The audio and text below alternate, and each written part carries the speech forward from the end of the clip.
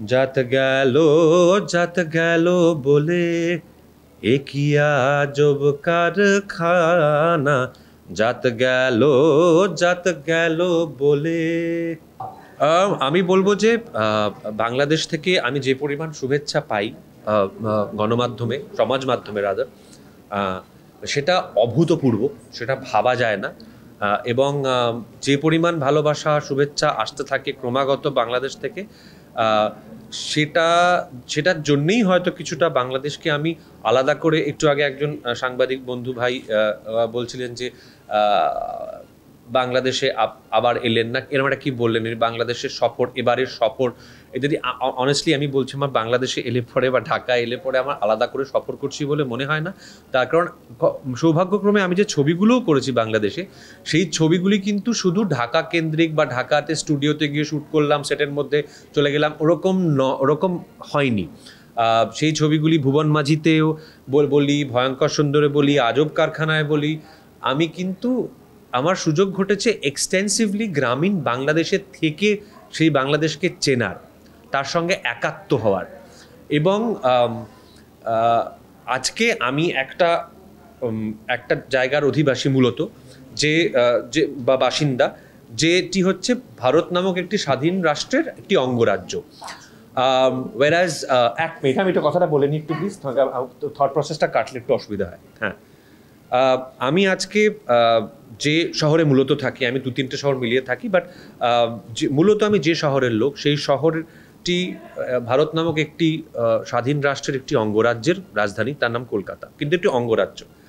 আর আমি যেখানে এখানে বসে আছি, সেই জায়গাটি একটি স্বাধীন রাষ্ট্রের রাজধানী, বাংলাদেশের রাজধানী ঢাকা। এইটা ভীষণভাবে আজকের একটা সত্যি, যেটাকে আমরা প্রত্যেকে আমাদের উদযাপন করা উচিত। অ্যাট দ্য সেম টাইম আমি একজন ব্যক্তি হিসেবে এবং একজন সর্বোপরি বাঙালি হিসেবে, আমি কিন্তু এটা কখনোই আমার ইতিহাস চেতনার থেকে আমাকে এটা জানতেই হবে, একজন শিল্পী হিসেবেও, যে মাত্র 100 বছরেরও কম সময় আগে এটা একটি দেশ ছিল। তো সেই কারণে আমার আমি চেষ্টা করি বাংলাদেশকে বিদেশ হিসেবে না দেখতে, এবং আমি আশা করি বা প্রত্যাশা করি যে বাংলাদেশের মানুষ, সাংবাদিক, শিল্পীরা, সহশিল্পীরা আমাকে যেন বিদেশি হিসেবে না দেখেন। তার কারণ আমি আমার বাঙালি সত্তাটাকে, আমি আমার বাঙালি পরিচয়টাকে সর্বাগ্রে রাখি এবং সব থেকে বেশি যাপন করি এবং সেলিব্রেট করি, সেই কারণ। তো সেই জন্যেই আমার বাংলাদেশ থেকে শুভেচ্ছা বা ভালোবাসা পেলে একটা আলাদা ভালো লাগা হয়, এবং সেই জন্যেই বারবার আসা, বা এটাকে ঢাকা শহরটাকে আমার তৃতীয় ঘর বা তৃতীয় বাড়ি বা বাসা বলি।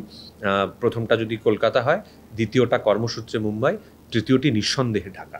তো সেই কারণে। আর আজকে যে গানটি, একজন সাংবাদিক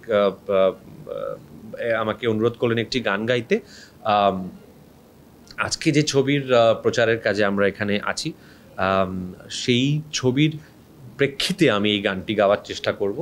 2 লাইনই গাইবো, তার বেশি আমার জানা নেই গানটি অ্যাকচুয়ালি, তার কারণ আমি যে কথাগুলো বললাম, সেই কথাগুলোর ক্ষেত্রেও এই গানটি আমার মনে হয় ইম্পর্টেন্ট। ভুল ত্রুটি হলে মাফ করে দেবেন সকলে নিজ গুণে। জাত গেল বলে এ কি আজব কারখানা জাত গেল বলে। না, আমি মিস করিনি। আমি আমার বাংলাদেশে, গ্রামীণ প্রান্তিক বাংলাদেশকে চেনার ক্ষেত্রে যে 2টি ছবি সব থেকে বেশি আমায় সাহায্য করেছে, সেটা হচ্ছে ভুবন মাঝি এবং আজব কারখানা, তারপরে ভয়ঙ্কর সুন্দর। শনিবার বিকেলের ক্ষেত্রে আমার ওই ছবিটি আমায় সাহায্য করেনি, সেই জন্য ছবিটিকে বাদ রেখেছি।